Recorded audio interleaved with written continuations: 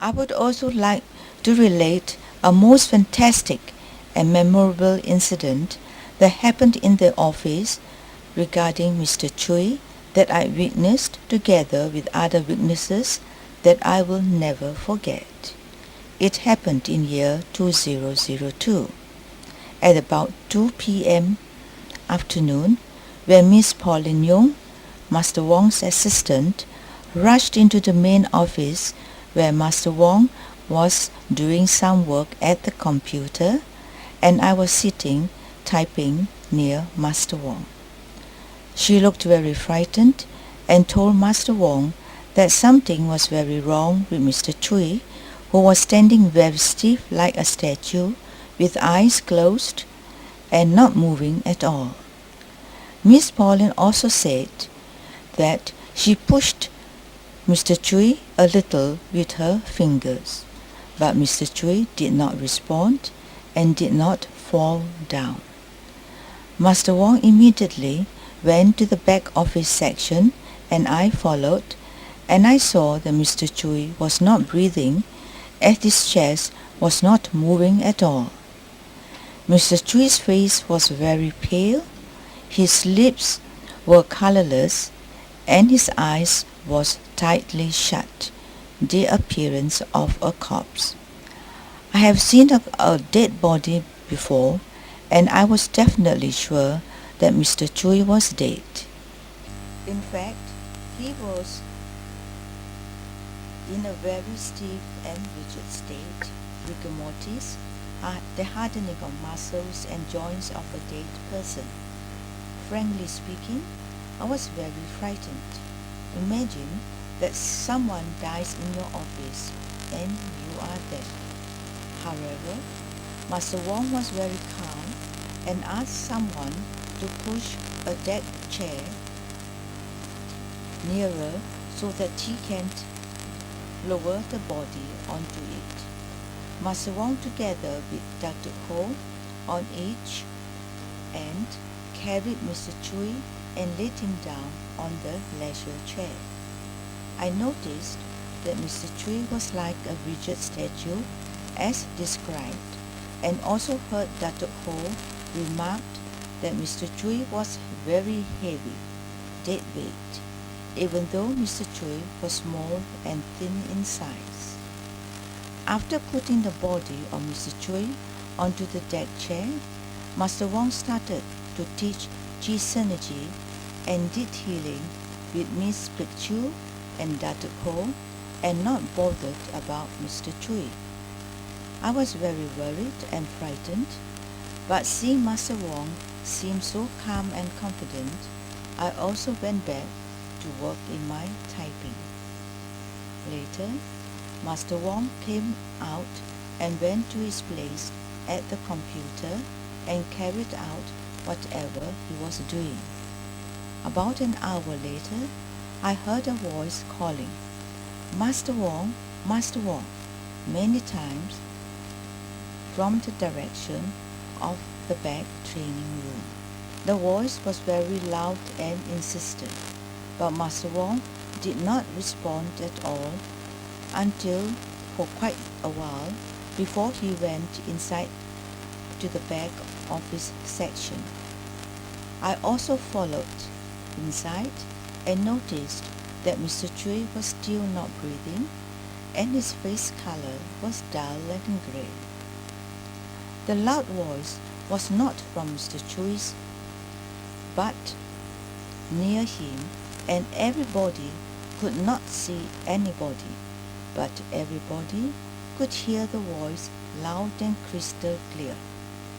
Master Wong was talking to the invisible presence in an arrogant and displeased tone.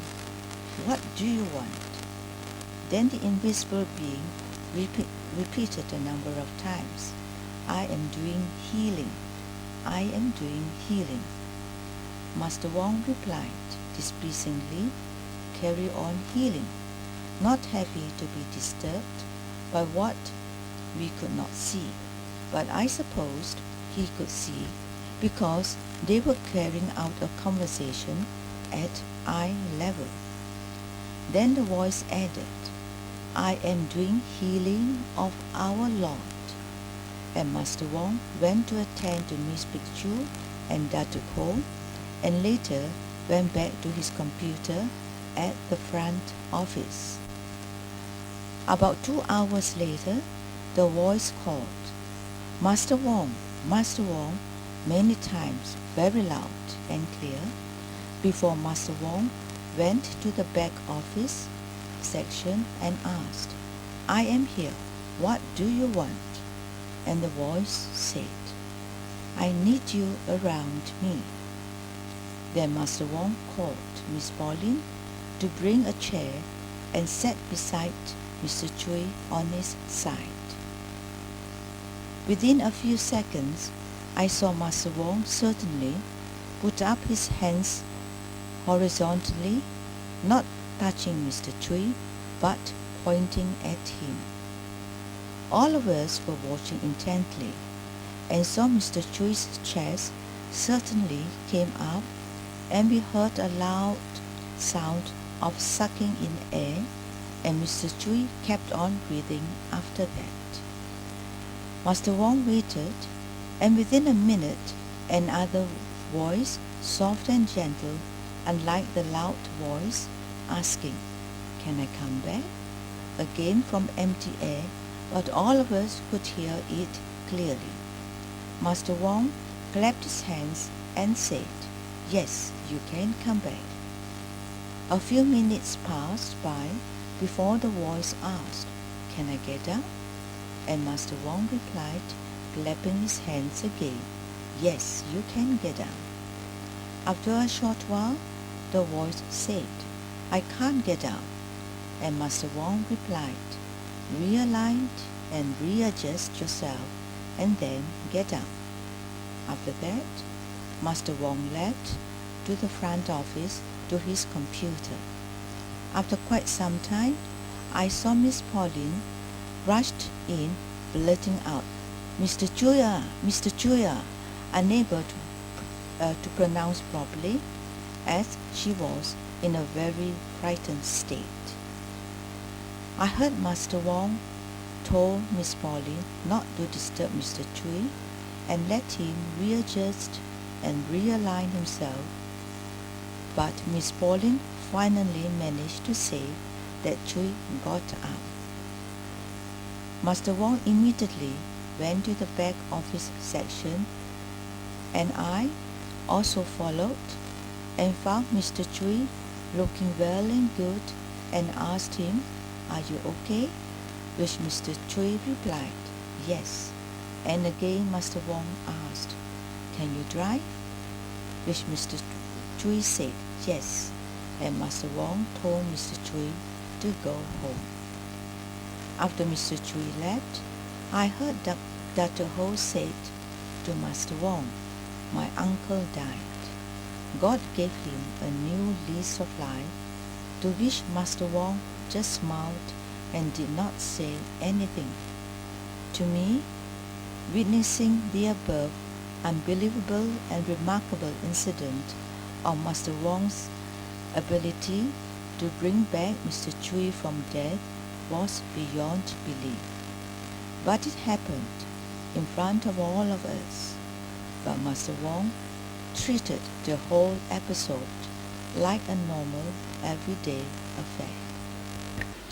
The next morning, Mr. Chui came to the office, and Master Wong asked whether he could remember what had happened the previous day, and Mr. Chui replied he could only hear Master Wong being called and nothing else. I sincerely believe that all of us, including me, that Master Wong had somehow resurrected Chui Samtin or brought him back from the dead, and I was there witnessing and hearing all the above happenings, inclusive of all those people that I mentioned before. I am very blessed to have witnessed such an event, as God assured me that Master Wong is indeed a divine messenger sent from heaven to save mankind.